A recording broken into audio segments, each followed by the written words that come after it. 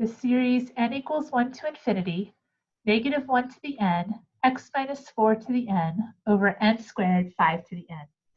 So we'll start by identifying our center.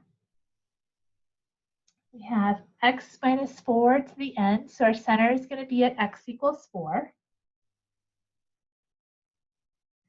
And we're going to start by finding our radius.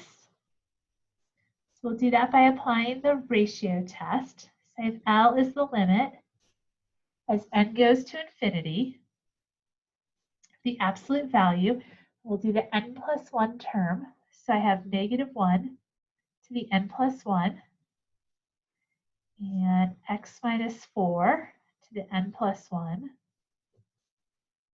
and the quantity n plus 1 squared and 5 raised to the n plus 1. And we'll divide all of that by the a sub n term.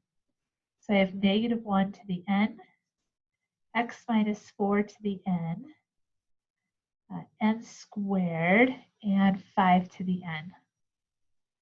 The negative 1 to the n plus 1 and the n will go away due to the absolute value. The x minus 4 to the n and the n plus 1, so I'll just have a single x minus 4 left, the first power.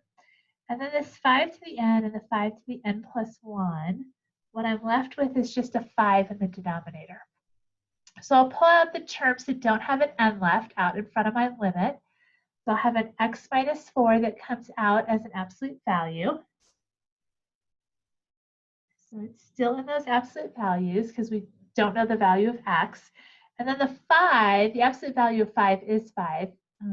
That's not going to change. So we can pull that out, not inside the absolute value. So I get absolute value of x minus 4, then divided by a 5. It doesn't have to be in the absolute value. That'll be times the limit as n goes to infinity of n squared over the quantity n plus 1 squared. Now this limit, this is really n squared plus 2n plus 1. I have an n squared over an n squared. So that limit is going to be 1. And what I'm left with is the absolute value of x minus 4 over 5. And for the ratio test to converge, I need this to be less than 1. Okay? So I can multiply this 5 over, and really then what I have is that the absolute value of x minus 4 is less than 5.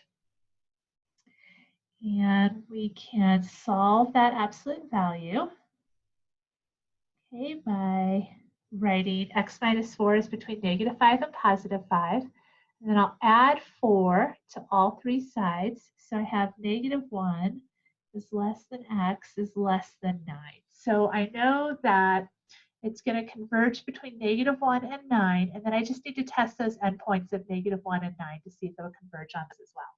So my radius here is 5. This is a distance of 10. Half of that is 5, so we have our radius. And then let's test those endpoints. So we'll start with the lower endpoint first, x equals negative 1. And I know that this looks like, oh my goodness, what's going to happen when we plug this in? But let's plug it in, trust the process. I promise this will cancel out and it'll really be okay. So I have the series n equals 1 to infinity, negative 1 to the n. And then I'll plug this negative 1 in here. So I have negative 1 minus 4 to the n over n squared, 5 to the n. And that is going to be the series n equals 1 to infinity. So I have a negative 1 to the n. I have a negative 5 to the n over an n squared 5 to the n. Now, this negative 1 to the n, the negative 5 to the n, and this 5 to the n all cancel out. Okay, so I'm really just left with this series n equals 1 to infinity of 1 over n squared. Okay, that's what I'm left with to work with. Okay, so if you don't believe me about this, let me pull over a piece of scratch paper and let's take a look at that for a second. So what we had was negative 1 to the n, negative 5 to the n divided by 5 to the n. Okay, that I claimed all canceled out to be 1. So since these are all raised to the n, I can put them together. Okay, so I have a -1 times a -5 divided by a +5, all raised to the n. Well, -1 times a -5 is a +5. +5 divided by a +5 is just 1 to the n, and 1 to anything is just going to be 1. Okay, so that's how I can make those all cancel out, and then that's how I get this 1 over n squared. Well, that is a p series. And here, p is equal to 2, which is greater than 1. So that is a convergent p series. That's all we need to do for that one. So we get to keep this endpoint. We will include that in our interval. And then let's check the right-hand endpoint. So I have x is equal to 9. Here I have the series n equals 1 to infinity. I have a -1 to the n. And then again, I'm going to plug this 9 back into my original series. So I have 9 minus 4 to the n over n squared 5 to the n.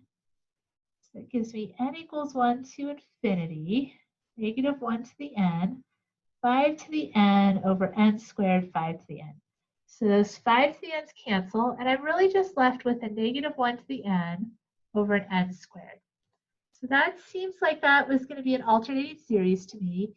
And if I just think really quick about that limit, 1 over n squared is going to 0. So alternating series test seems like it's going to converge. So I'm going to proceed with that test. So my b sub n here is 1 over n squared, which is greater than 0. So check that off. My limit as n goes to infinity of 1 over n squared equals 0. And then I'll write out those first couple terms to show that this is decreasing. So if I plug a 1 in, I get 1. If I plug n equals 2 in, I get 1/4. If I plug n equals 3 in, I get a 9th. So this is in fact decreasing. And so this series n equals 1 to infinity of -1 to the n over n squared converges by AST. I'm going to keep this endpoint as well. So my final conclusion here is to write my interval. So my interval is going to include both those endpoints. So I'll use a square bracket on the -1. I'll use a square bracket on the 9. Okay? And so this series is going to converge for all the values between -1 and 9, including x equals -1 and x equals 9. And it'll diverge for anything outside of that.